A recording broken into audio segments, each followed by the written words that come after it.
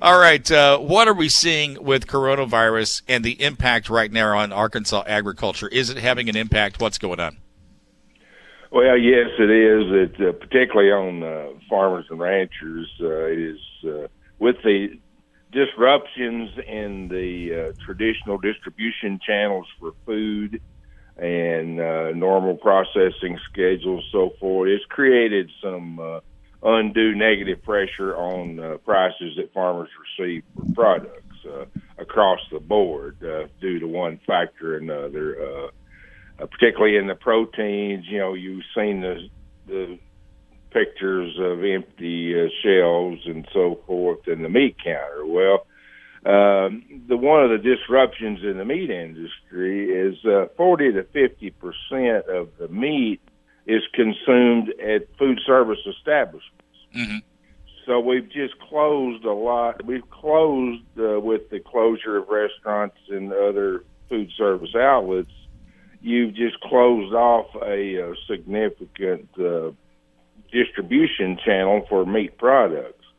And it's taken some while before that distribution channel can get back.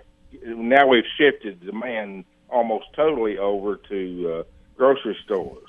Well, it takes a while for that distribution channel to catch up to make sure the grocery stores are supplied with product because it's been going to different food service channels. So we've had a disruption there on where consumers are purchasing their protein.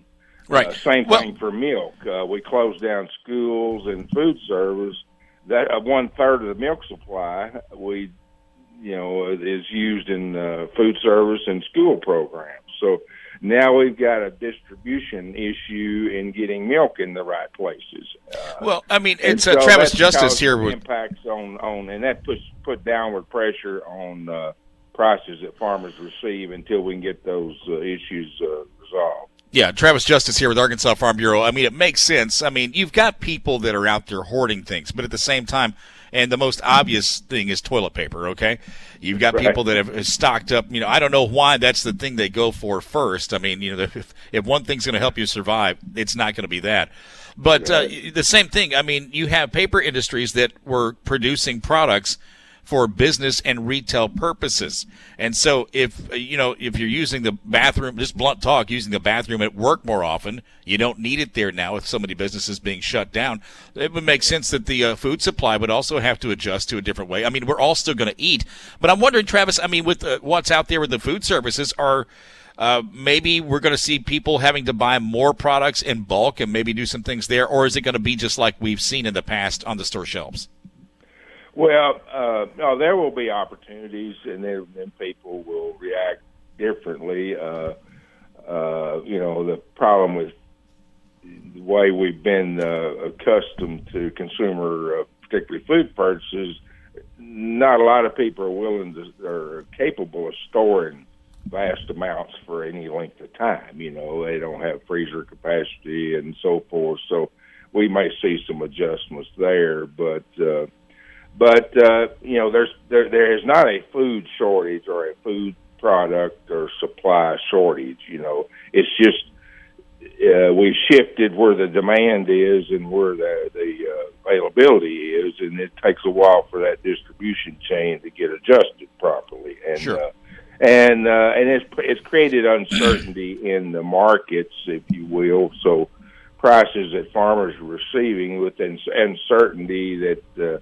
Because, we've had illnesses in this country before, but we've never had basically a national shutdown to address it. And so the markets are trying to react to that uncertainty that's created here because we've never faced this type of a marketing climate before, if you will. Hopefully it's short term.